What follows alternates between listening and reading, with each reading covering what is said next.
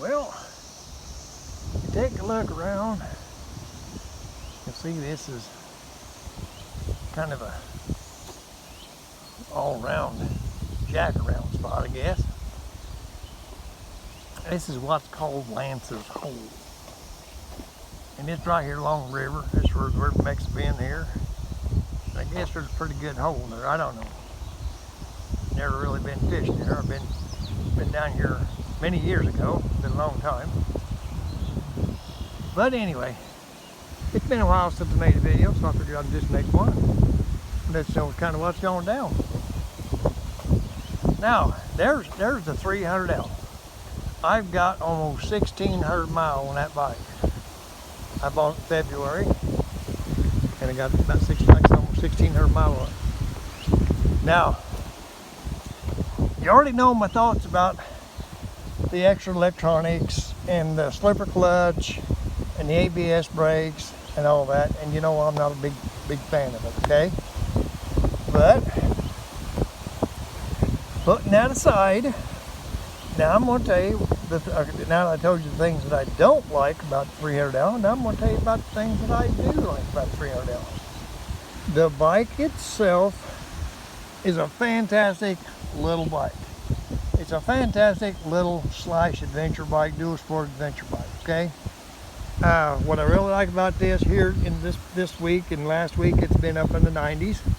Here in central Illinois, the great state of confusion. And that was one of the only reasons I bought that CRF 250 to begin with, because it had a radiator. And I thought, well, you know, when it gets hot, I hate running those air-cooled motors because it's hard on them. So I bought that CRF 250, and I'm glad I did. I love that little bike. And like I said, the difference between that and the 300L, there's some difference, but I already went into that. But anyway, so I got the 300L, and the 300L, now here's the thing that I always stress, and I'm going to stress again and again and again and again. Buy the bike for what you want to do with it, okay?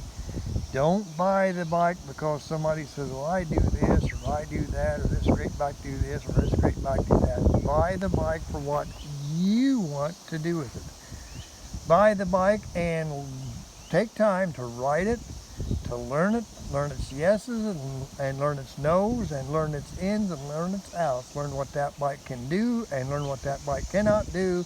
Learn what you can do and learn what you cannot do, okay?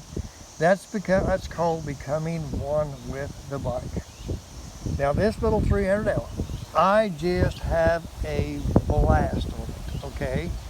Now this bike, it's not a dirt bike. No, it is not a dirt bike, so don't even think about it being a dirt bike. It ain't. This is not a cruiser. No, it's not. It's not a cruiser, okay? It's not a crotch rocket. No, it's not. It's nothing but. It is a dual sport slash light duty adventure. Adventure bikes and dual sports are kind of, they're trying to split hairs there, and it's awful hard to tell them apart. Normally, your dual sports are single cylinder and your adventure bikes are twin. That's just kind of a rule of thumb. But anyway, this is a small, light duty adventure bike slash dual sport.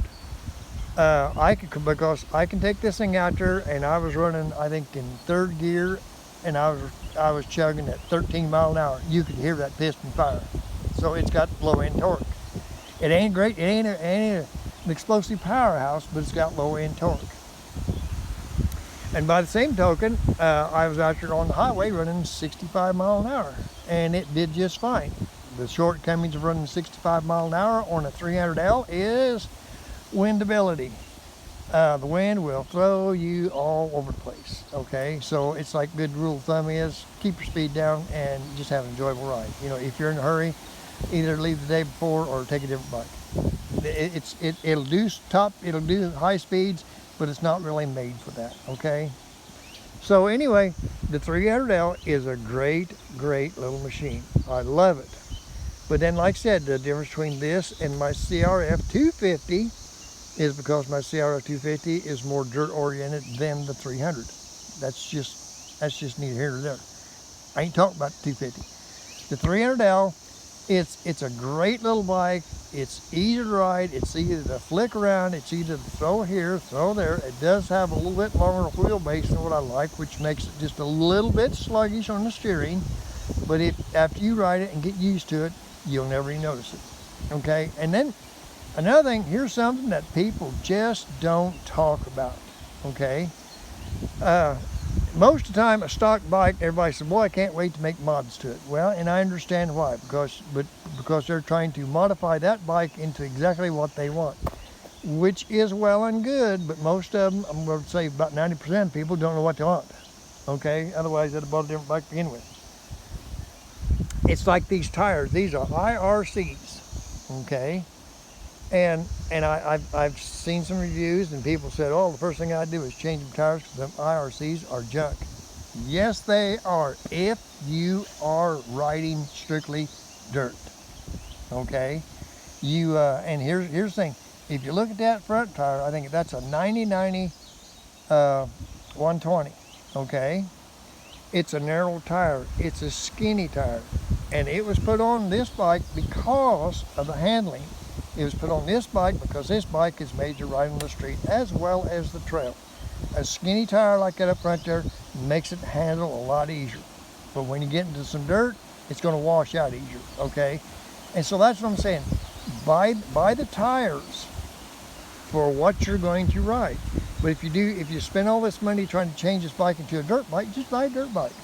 Just buy a dirt bike, go through the motions, and get the damn thing licensed. Okay? And from what they tell me, it's not that hard. It just takes a little effort. But that's it. But the 300L in itself is a great little machine. It is fun. I can't tell you how much fun I've had on this bike. Okay? I own 5 different bikes. I ride 5 different bikes. I enjoy all my bikes. Each bike has a specific purpose. That's the reason why I have multiple bikes. It just depends on what my mood is and what I'm feeling and what I want to do. That day is what I ride. So pick the bike for the way you're going to ride.